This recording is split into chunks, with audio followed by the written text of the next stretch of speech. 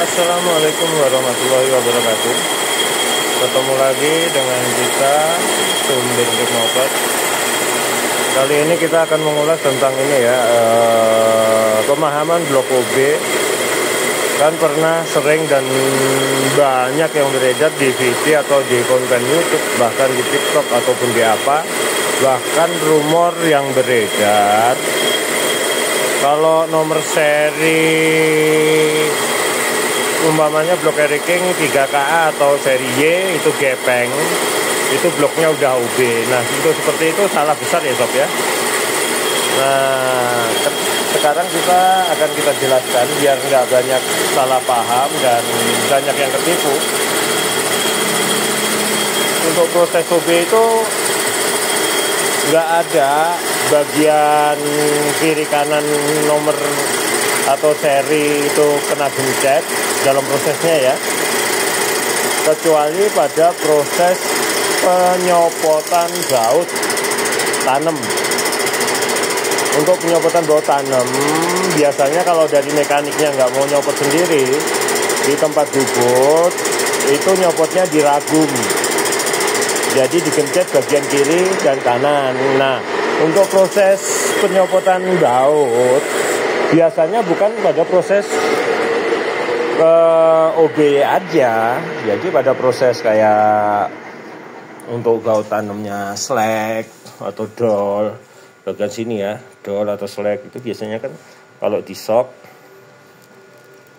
itu diragum. Jadi untuk prosesnya terus itu yang kalau baut slack.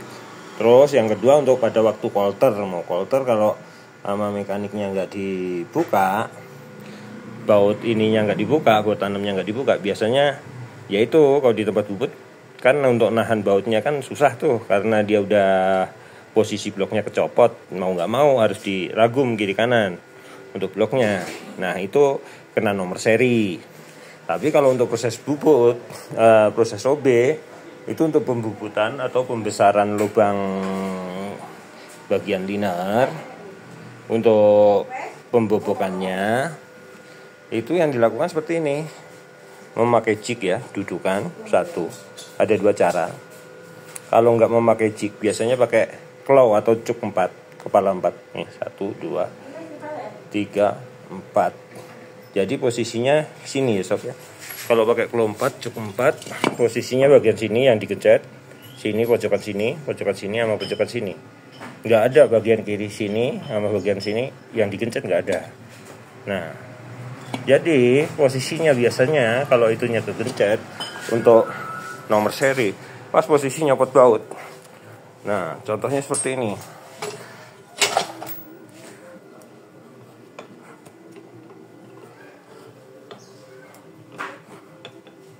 Jadi untuk proses OB nggak ada bagian situ yang kena gencet. Kena gencetnya pada waktu penyopotan baut.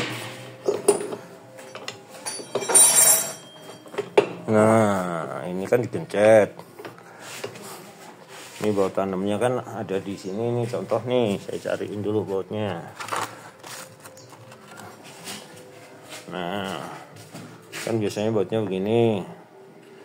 Ini kan keras, jadi nggak ada untuk nahan. Mau nggak mau harus digencet di sini untuk membuka ini. Kecuali kalau mekaniknya mau nyopot sebelum di coulter. Nah, jadi prosesnya ini untuk penggencetan ini nomor seri ini pada waktu penyopotan baut ya, baut tanam satu. Yang kedua untuk perbaikan ini, kayak ini lubang baut. Ini kan dibos nih. Seperti ini untuk perbaikan ini dibos, karena dibos dia harus dicatok. Terus setelah seperti itu nanti kan diameter bloknya kalau udah sesuai dengan ukuran liner yang mau ditanam. Nanti setelah ditanam, pembubutan untuk ngeratainya seperti ini lagi. Terus setelah itu baru masuk ke tahap proses coulter. Nah, di tahap proses coulter juga nggak ada bagian situ yang dikencet. Jadi seperti ini. Ini blok masuk ke sini. ya. Kayak ini.